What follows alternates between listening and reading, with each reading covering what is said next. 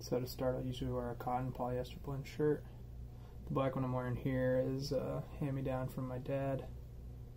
And then I have some nylon stretch climbing hiking pants. They're pretty lightweight, about 9 ounces. Or I'll wear running shorts. So here's my backpack. This is a homemade backpack made of dimension polyant fabric. It's got stretchy pocket, 2 side pockets. It's got 2 shoulder strap pockets. So I guess I'll just go into what's in the outside of the bag. Some cheap sunglasses, they're $1. These ones are actually free.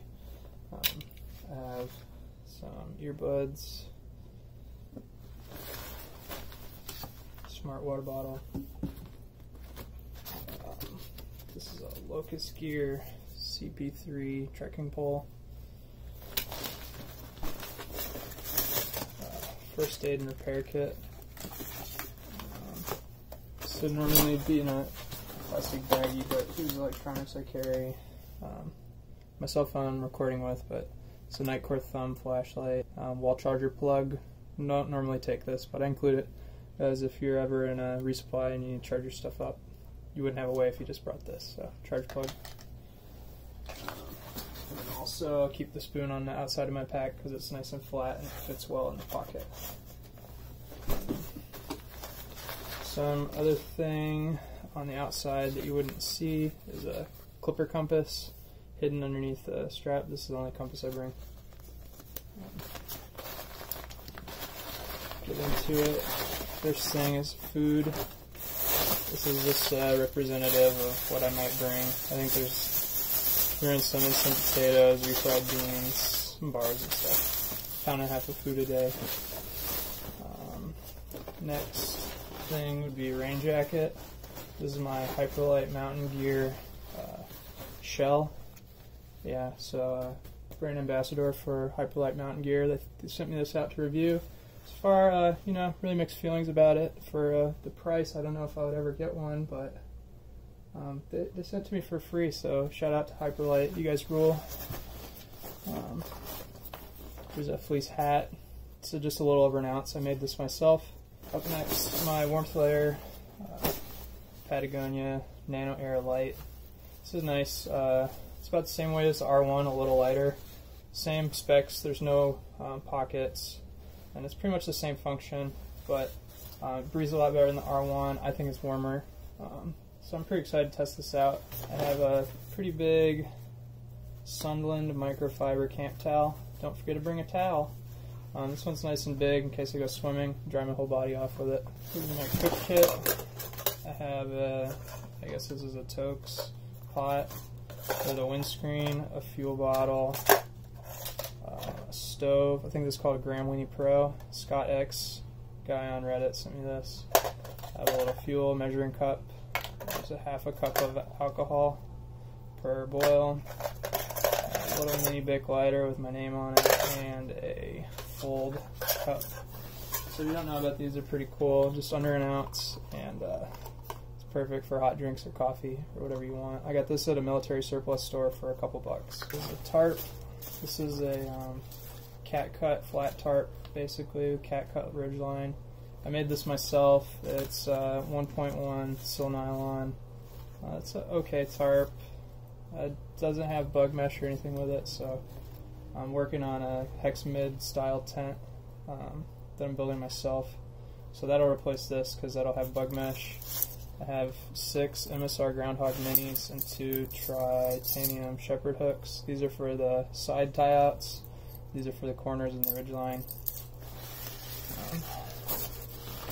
I have for my tarp ground sheet. This is window film from the hardware store. I cut it in half. I carry 2 pairs of socks, like flannel. 2 pair of nylon gold toe socks from Walmart. And then I'll be wearing a pair. So 3 pairs of socks total. Here's a pair of wind pants. These are my wife's, but it's just a representative. I made them myself. They're less than 2 ounces. Really basic wind pants.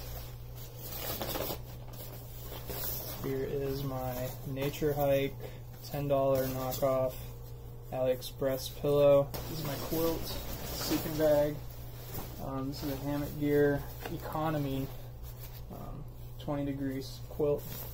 It's pretty good. When I bought it, it had the flex option, like the snaps on the bottom, and that was pretty terrible, so I ended up sewing the foot box closed myself, and I added a foot box on the bottom. I robbed the down from the bottom baffle and put it in here. Yeah, it's an okay quilt. I like it. And then I have 2 sleeping pads. I have emergency torso insulation / rain skirt / whatever else you want to do with this. It's from Gossamer Gear. It's 1/8 thick. This is like a backup if this one pops. It's also adds a little bit of warmth to the Neo Air. This is my brand new old school Neo Air women's model cut down. So I didn't go over water very well. I'll usually carry 1 smart water plus the Seeker bladder with Be-Free filter on top. This is 3 liters capacity. If I need more, I'll just bring another smart water bottle or a vitamin water bottle. Just some more. And then there's also the 1 liter bag that the filter came with. Also, just a quick tip, if you have this Be-Free filter and you leave the blue ring on it, can you even really call yourself ultralight? So now we'll get into some alternates, additions, substitutions. First thing, another AliExpress knockoff. I got this for 10 bucks. I've brought this on a lot of trips last year. 7 sections. I just cut it in half so me and my wife both get one. This will just represent gloves. These are some fleece mitts I made. These are surprisingly like the warmest gloves I own. It gets a little colder. I have a 5-ounce down vest. I made this vest. It's a little small for me. I might make another one. But yeah, and it's got a little bit too much down in it. I could have made this closer to 3 ounces if I wanted.